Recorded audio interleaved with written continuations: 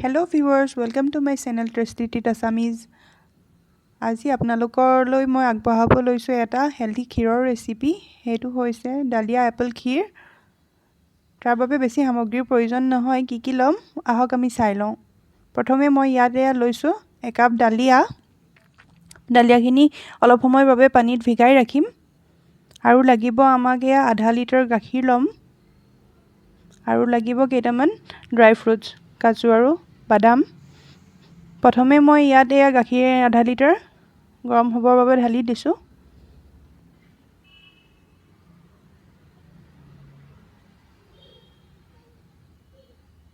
তাতে মই ডালিয়া সমূহ দি দিলো।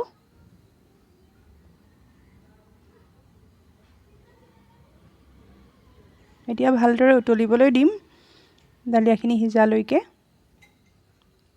ইয়াত মই কোনো ফ্লেভাৰ এড কৰা নাই, যেহেতু মই এটা আপেল ব্যৱহাৰ কৰিম। তাৰ ফ্লেভাৰটো খুব ভাল লাগিব, সেইবাবে দেখিছেই নহয় ডালিয়াখিনি উতলিব আৰম্ভ কৰিছে। আৰু ক্ষীৰ বনাওতে সদায় ঢাকন ব্যৱহাৰ কৰিব নালাগে, নহলে গাখীৰখিনি পটককৈ উতলি পৰি যোৱাৰ চান্স থাকে। সেইবাবে এতিয়া ভালদৰে লৰাই দিম।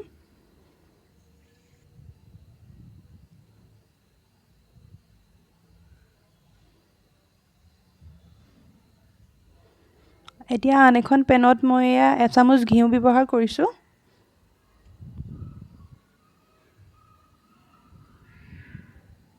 ঘিখিনি ভালদৰে গৰম হ'বলৈ দিছো।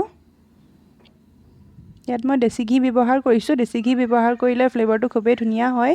তাতে মই এতিয়া এটা আপেল এনেদৰে দেখিছেই নহয় চপ এখনত পিলাৰ এখনেৰে চপ কৰি গৈছো। এইখিনি ভালদৰে কাটি লৈ এনেদৰে মিক্স কৰি ফ্ৰাই কৰি লম প্ৰথমে আপেলখিনি।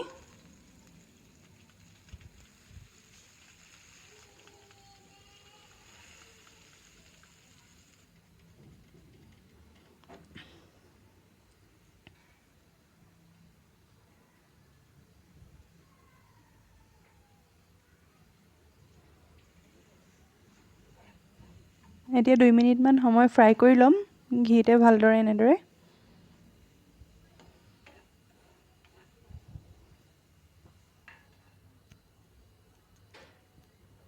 এতিয়া ফ্ৰাই হৈ যোৱাত মই ক্ষীৰখিনিৰ ওপৰতে আপেলসমূহ দি দিছো। এনেদৰে দি ভালদৰে মিক্স কৰি লম। দেখিছেই নহয় কিমান ধুনীয়াকৈ ক্ষীৰখিনিও ডাঠ হৈ আহিলে। তেতিয়ালৈকে ফ্লেভাৰটো খুব ধুনীয়া হয়। ইয়াত মই একো বেলেগ ফ্লেভাৰ ইউজ কৰাই নাই। আপেলৰ ফ্লেভাৰটোৱে খুব ভাল লাগে। এনেদৰে খাবলৈ টেষ্টিও হয়, হেলদিও হয়। অতি সোনকালে ক্ষীৰবিধ হৈ যায়। আপোনালোকেও ঘৰত বনাই খাই চাব পাৰে, খুবেই ভাল লাগে খাই। আৰু তাতে মই এতিয়া চেনি ব্যৱহাৰ নকৰো। দেখিছে কনডেন্স মিল্ক অলপমান দি দিছো। কম বেছি কৰিব পাৰে নিজৰ সোৱাদ অনুসৰি। মই যেহেতু চেনি ব্যৱহাৰ কৰা নাই সেইবাবে অলপ সৰহকৈ দিছো। আৰু দি ভালদৰে মিক্স কৰি লৈছো।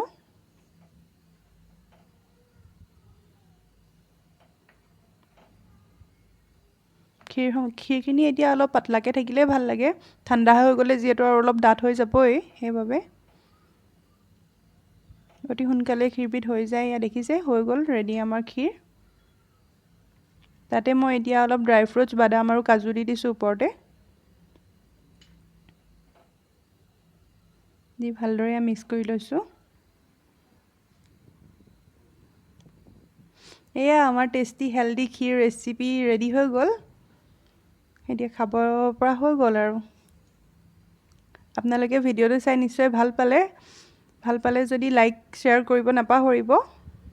আৰু চেনেলটো যিসকলে ছাবস্ক্ৰাইব কৰা নাই ছাবস্ক্ৰাইব কৰি ল'ব। এতিয়ালৈ আহোঁ, ধন্যবাদ।